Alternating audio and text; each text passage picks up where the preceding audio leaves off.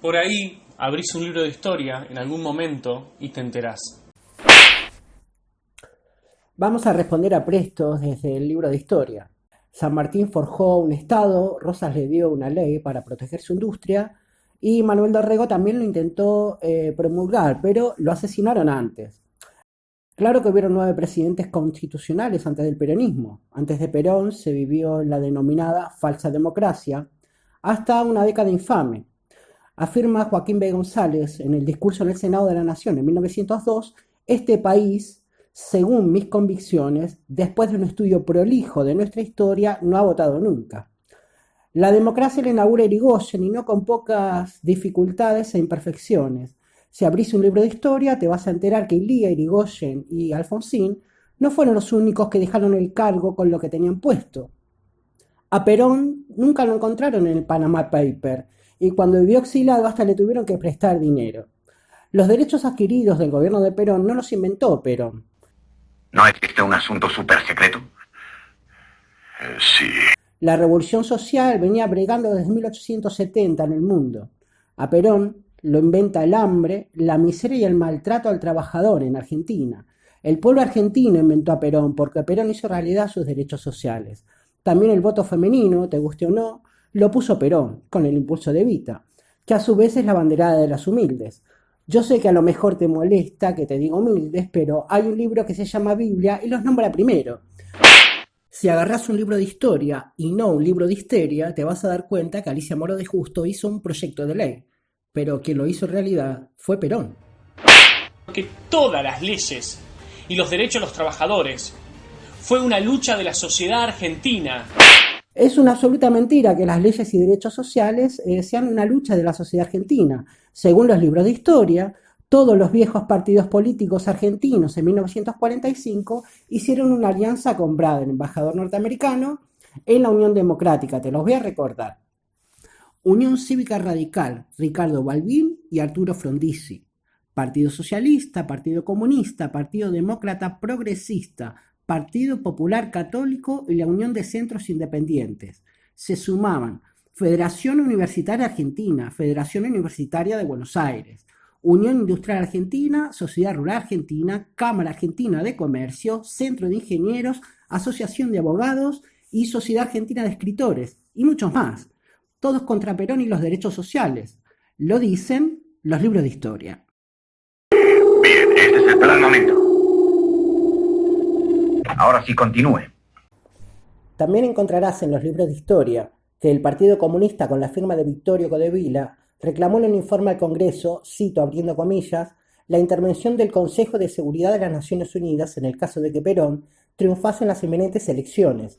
El socialista Nicolás Repetto, conservador José Aguirre Cámara, demócrata progresista Luciano Molinas, el radical Eduardo Laurencena y personalidades de la cultura, Adolfo Bioy Casares, Ulises Petit de Murat, Silvina y Victorio Campo, entre otros, también reclamaban la intervención de las Naciones Unidas en el proceso político argentino.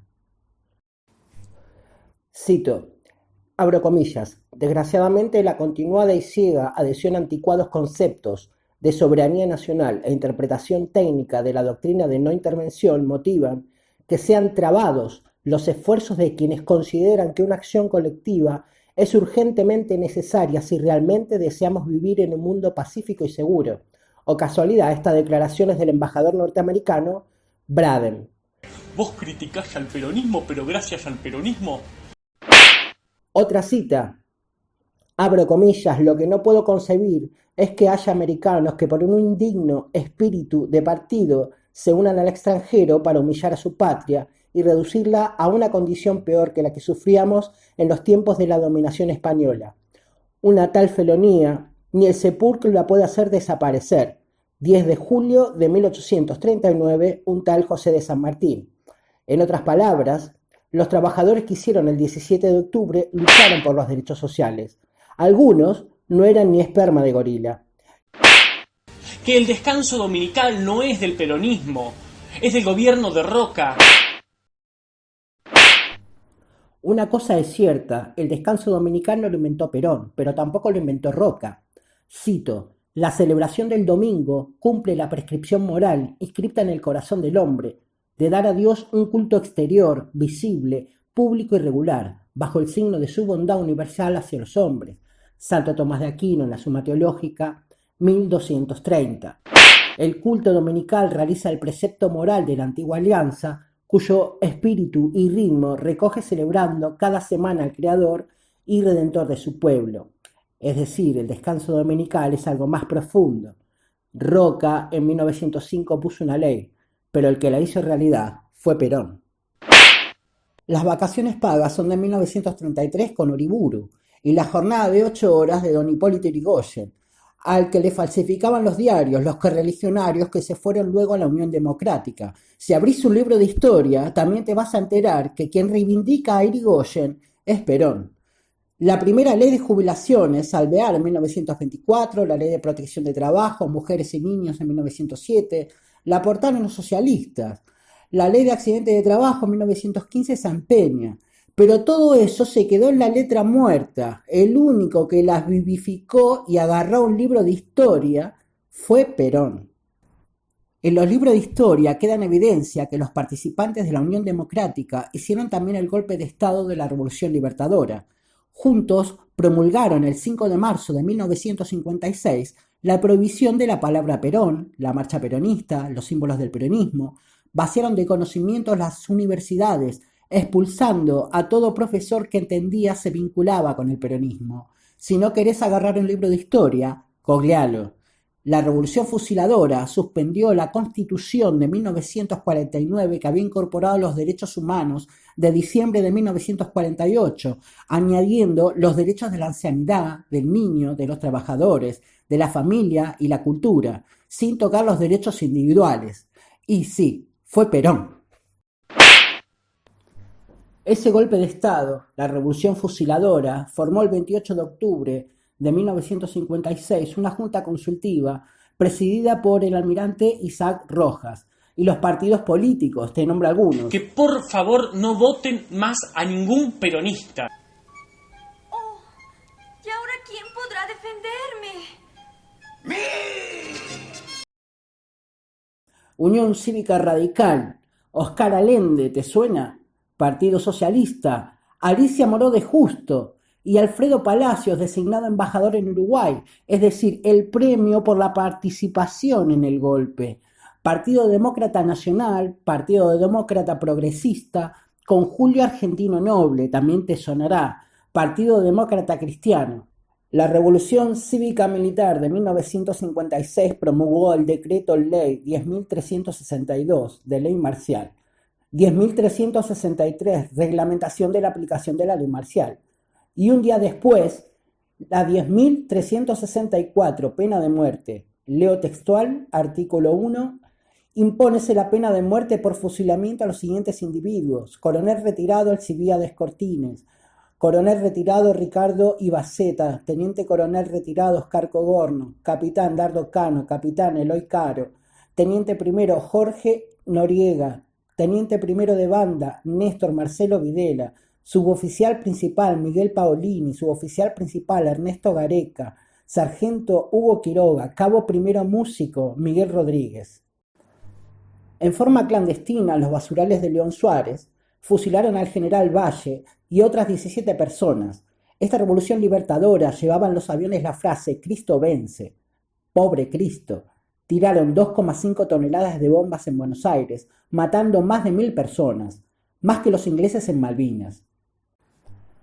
La juventud maravillosa de la que habló Perón no era precisamente montoneros. Asesinaron a Rucci y la historia demuestra que Perón se echó de la plaza. No me equivoqué, ni en la apreciación de los días que venían, ni en la calidad de la organización sindical que a través de 20 años, pese a estos estúpidos que gritan. Y que no solo se alzaron contra el gobierno constitucional, el de Isabel, también participaron del golpe de Estado de 1976, que comenzó a planearse en 1974 por la Doctrina de Seguridad Nacional de Estados Unidos. Cito al secretario de Estado Henry Kissinger: cualquier oportunidad que tengan, necesitarán un poco de apoyo, porque quiero apoyarlos. En 1976, el Ministerio de Economía quedó a cargo del Consejo Empresario Argentino, Secretaría de Ganadería, Sociedad Rural Argentina, el Banco Central, a la Asociación de Bancos Privados Argentinos, designándose a un exfuncionario del Fondo Monetario Internacional. Estado, Programación y Coordinación Económica quedó a cargo de la Cámara Argentina de Comercio y el Ministerio de Educación para el CONICET. Pero si lees y agarras un libro de historia, te vas a enterar que a la señora Isabel Perón ofreció la renuncia el mismo día de la muerte de Perón, en 1974. Y en una reunión con los ministerios, Balbín, la Junta Militar, la CGT, la cúpula del peronismo. ¿Y saben qué pasó? Le dijeron, no, te vamos a bancar. A la señora Isabel, desde el 24 de marzo de 1976, la tuvieron presa 4 años. La torturaron, la vejaron y la difamaron. ¿Dónde estaban los demócratas? Cuando no les quedó otra que soltarla, fue la única que fue a la sede de la ONU a denunciar el desastre que hacía la Junta Militar. Eso también está en los libros de historia y no lo dice tu relato ni el otro relato. Hablemos de Alfonsín. Es cierto que enjuició a los militares y que ningún amigo radical lo toma mal, pero no es menos cierto que participó en una reunión con Reinaldo Mignone, presidente argentino por la Junta Militar, junto a Ítalo Luder, Felipe Vittel, Oscar Allende y algún otro sindicalista. ¿De qué se habló en la reunión? De violar la Constitución Nacional vigente en su artículo 16, donde dice: todos somos iguales ante la ley. Había una sola persona en toda la República que no era igual, y estaba prohibida, y era Isabel. Sobre Carrió, decía Alfonsín.